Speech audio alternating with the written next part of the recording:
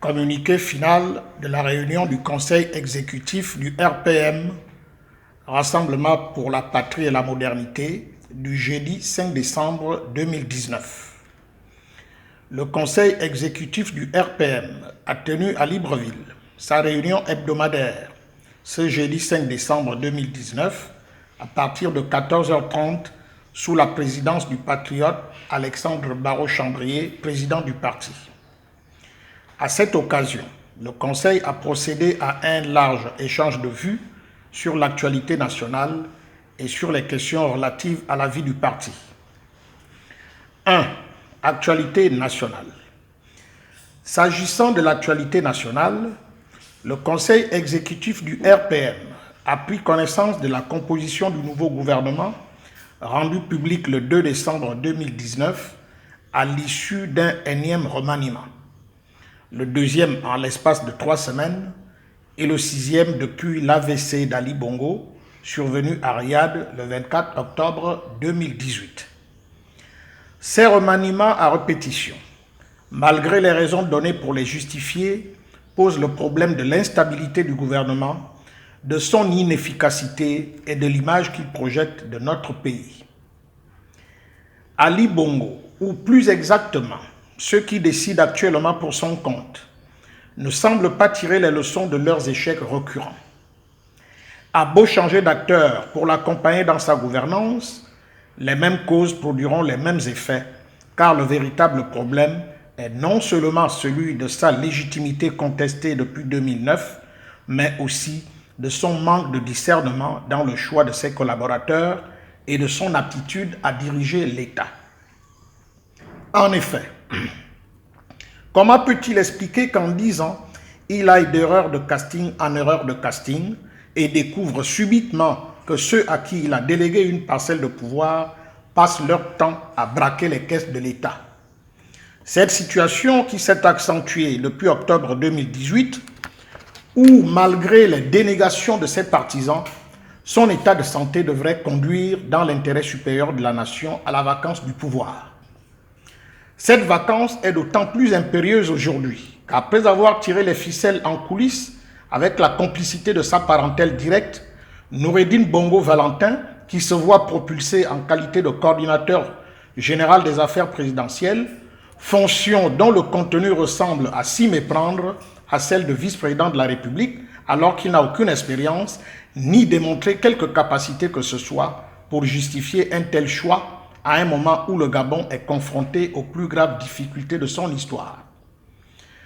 Cette nomination qui s'apparente à une provocation de trop vis-à-vis du peuple gabonais est susceptible d'ébranler la cohésion nationale.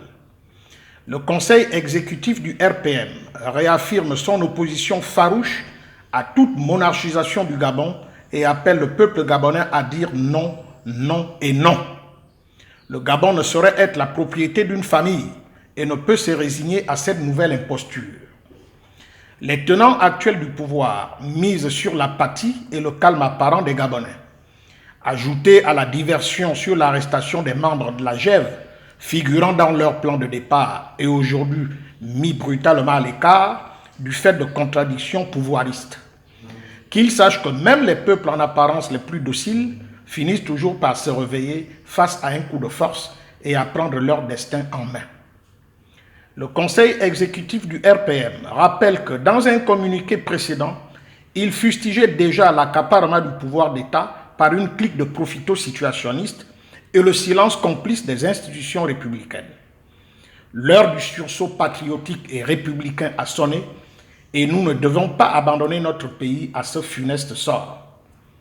Par ailleurs, le Conseil exécutif du RPM a pris note de l'adoption par l'Assemblée nationale de la loi de finances pour l'exercice 2020 qui établirait le budget en recettes et en dépenses à la somme de 3 330 milliards 773 722 478 francs CFA.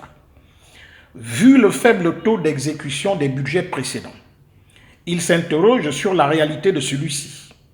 De plus, il constate que les principales hypothèses sur lesquelles repose le cadrage macroéconomique et budgétaire projetterait le taux de croissance à 3,8%, niveau insuffisant pour espérer une croissance réellement inclusive, dont on doute d'ailleurs qu'il puisse se réaliser dans le contexte actuel. Faut-il rappeler qu'en 10 ans, les gouvernements successifs d'Ali Bongo ont été incapables de mettre en œuvre son propre projet, malgré d'énormes ressources financières et des hypothèses de croissance des plus optimistes. Le conseil exécutif du RPM tient par conséquent à féliciter ses députés à l'Assemblée nationale qui ont souligné que ce budget ne mettait pas suffisamment l'accent sur les secteurs prioritaires que sont la santé, l'éducation, l'enseignement supérieur, le travail, l'emploi et la formation professionnelle et ont logiquement de ce fait voté contre son adoption en l'état. Dans un tout autre domaine, le Conseil exécutif a pris acte de la clôture le samedi 30 novembre 2019 du dialogue intensif entre l'Union européenne et le Gabon sans que l'opinion ne soit véritablement informée des conclusions auxquelles les deux parties sont parvenues. Il note que ces pourparlers se poursuivront périodiquement. Toutefois, il tient à rappeler que le fondement de ce dialogue est le contentieux électoral de 2016 qui est loin d'être soldé. Et il ne voit pas comment ce dialogue peut aboutir s'il n'associe pas tous les protagonistes. En effet, le dialogue intensif constitue une des recommandations de la mission d'observation de l'Union européenne lors de l'élection présidentielle d'août 2016, en vue d'une part d'apaiser le climat politique et d'autre part d'améliorer le cadre électoral en vigueur. Le Conseil exécutif du RPM estime qu'il serait regrettable que l'Union européenne, qui a joué un rôle hautement appréciable dans cette période, se déjuge aujourd'hui. 2. La vie du parti. Concernant la vie du parti, le Conseil exécutif a adopté le tableau synoptique sur le suivi de la mise en œuvre de ces décisions qui lui a été soumis par le secrétariat exécutif.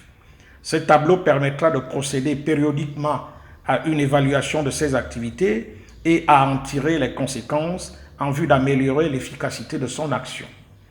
Le Conseil exécutif a aussi approuvé le programme relatif à la poursuite de l'implantation du parti dans la commune de Libreville. Par ailleurs, il a marqué son accord à la tenue d'une réunion des cadres du parti dans le courant du mois de janvier 2020 à l'effet de procéder à un échange interactif sur la situation politique du moment et sur la vie du parti. Enfin, il a pris note des rapports sur d'autres sujets d'intérêt majeur et donné aux responsables concernés les instructions appropriées en vue de leur mise en œuvre. Fait à Libreville le 6 décembre 2019.